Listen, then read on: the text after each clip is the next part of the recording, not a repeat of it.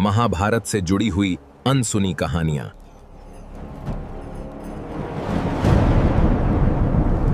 महाभारत में हनुमान जी ने कैसे अर्जुन का घमंड तोड़ा। महाभारत का युद्ध सिर्फ अस्त्रों का नहीं, अहंकार और विनम्रता का भी युद्ध था। एक समय ऐसा आया जब महान धनुर्धर अर्जुन को अपनी शक्ति पर गर्व होने लगा कि यदि वे लंका युद्ध में होते तो भगवान राम को समुद्र पर पत्थरों का पुल बनाने की जरूरत ही नहीं पड़ती। वे अकेले ही अपने तीरों से ऐसा पुल बना देते जिस पर पूरी सेना पार हो जाती। अर्जुन के शब्दों में अब अहंकार की झलक दिखाई देने लगी थी। तभी एक साधारण वानर वहां प्रकट हुआ, लेकिन वो कोई साधारण वानर नहीं था। वे स्वयं पवन पुत्र हनुमान थे। हनुमान जी ने अर्जुन की चुनौती स्वीकार की। अर्जुन ने पूरी शक्ति लगाकर तीरों का पुल तैयार किया, लेकिन जैसे ही हनुमान जी ने उस पुल पर अपना एक पैर रखा, पूरा पुल क्षण भर में टूटकर बिखर गया।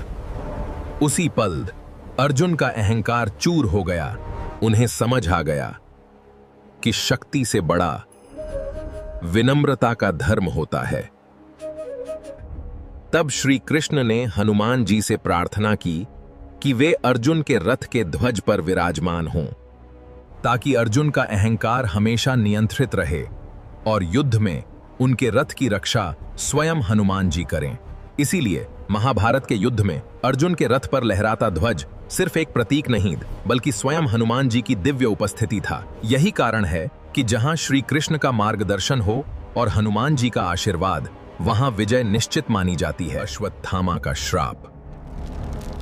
अश्वत्थामा आज भी जीवित है। उसका रहस्य। महाभारत का युद्ध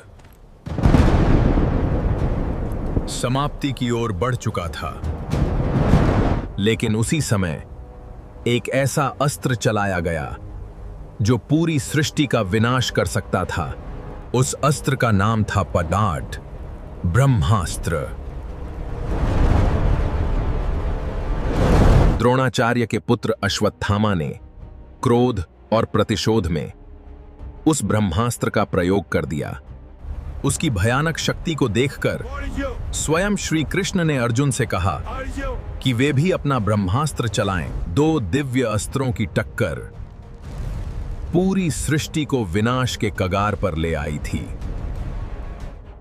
तब श्री कृष्ण ने अश्वत्थामा को आदेश दिया कि वह अपना अस्त्र वापस ले लें।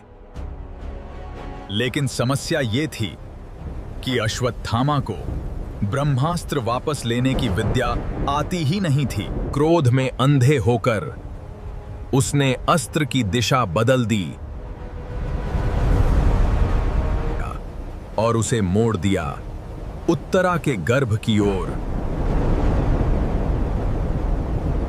ताकि पांडवों का पूरा वंश समाप्त हो जाए। लेकिन श्री कृष्ण ने अपने दिव्य सामर्थ्य से पांडव वंश की रक्षा कर ली। इसके बाद उन्होंने अश्वत्थामा की दिव्य मणि छीन ली और उसे ऐसा शाप दिया जो मृत्यु से भी अधिक भयानक था। श्री कृष्ण ने कहा कि अश्वत्थामा युगों युगों तक धरती पर भटकता रहेगा। उसके घाव कभी नहीं भरेंगे और वो अकेलेपन व पीड़ा में अमर होकर भी मृत्यु जैसी यातना सहता रहेगा। आज भी भारत के कई क्षेत्रों में अश्वत्थामा के देखे जाने के दावे किए जाते हैं। कुछ लोग कहते हैं कि वो अब भी जंगलों, पुराने किलों और मंदिरों के आसपास भटकते हैं।